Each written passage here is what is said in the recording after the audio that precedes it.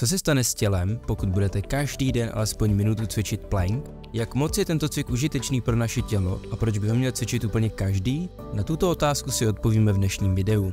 Cviky s vlastní váhou jsou v poslední době ve světě fitness velmi populární, a to převážně díky své jednoduchosti a praktičnosti, která vám umožní dostat se do formy díky váze vlastního těla. Například plank je jedním z typů cvičení s vlastní vahou, který zvládne v omezeném čase dělat každý a zároveň ho můžete dělat odkudkoliv. Toto cvičení je také ideální pro lidi, kteří vedou uspěchaný život a z časových důvodů je pro ně velmi obtížné chodit do posilovny nebo pravidelně trénovat. Každodenní provádění planku byť jen na 1 minutu pomáhá posílit celý střed vašeho těla. Většina odborníků na fitness ostatně sama uvádí, že planking je jedním z nejúčinnějších cviků pro zpevnění středu těla a pro vybudování vysněného sixpacku. Plank je dokonce účinnější než sklapovačky či jiné izolované cviky přímo na břicho.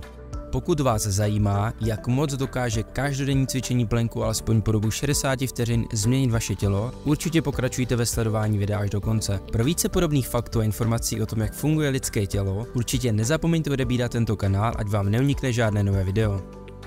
Plank zpevňuje břišní svaly. Plank se zaměřuje na všechny hlavní svaly středu těla, včetně šikmých a břišních svalů. Navíc, jakmile se v planku zlepšíte a zesílíte, zlepšíte se i v ostatních cvicích. Pokud například často chodíte do posilovny, zaznamenáte výrazný nárůst síly v základních cvicích, jako jsou například dřepy a mrtvé tahy. Plank také zpevňuje hýžďové svaly, což ocení především dámy.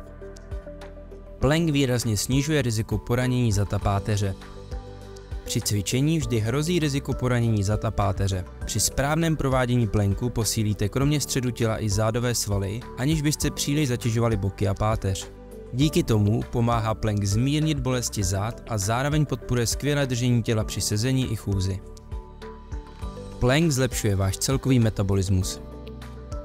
Plank je komplexní cvik, při kterém se zapojí několik svalů najednou. To znamená, že v porovnání s jinými cviky na břicho, jako jsou například sklapovačky nebo sedylehy, spálíte mnohem více kalorií. Posilování svalů navíc vede ke zvýšenému výdeji kalorií. Čím více svalů budete mít, tím rychlejší bude váš metabolismus. Plank mimo jiné prospívá i vašemu psychickému stavu. Plank má pozitivní vliv také na váš psychický stav, což je vynikající metodou pro zlepšení nálady. Planking protahuje svalové skupiny, které ovlivňují stres a napětí v celém těle. Dlouhodobé sezení nebo stání může vést k napjatým svalům, které potom ovlivňují vaše držení těla. Díky planku můžete uklidnit svůj mozek, pomoci léčit úzkost a dokonce zmírnit příznaky depresí. Plank zlepšuje vaši celkovou rovnováhu. Už jste někdy zkoušeli stát na jedné noze, ale zjistili jste, že je náročné udržet rovnováhu déle než několik sekund? Příčinou mohou být právě slabé břišní svaly.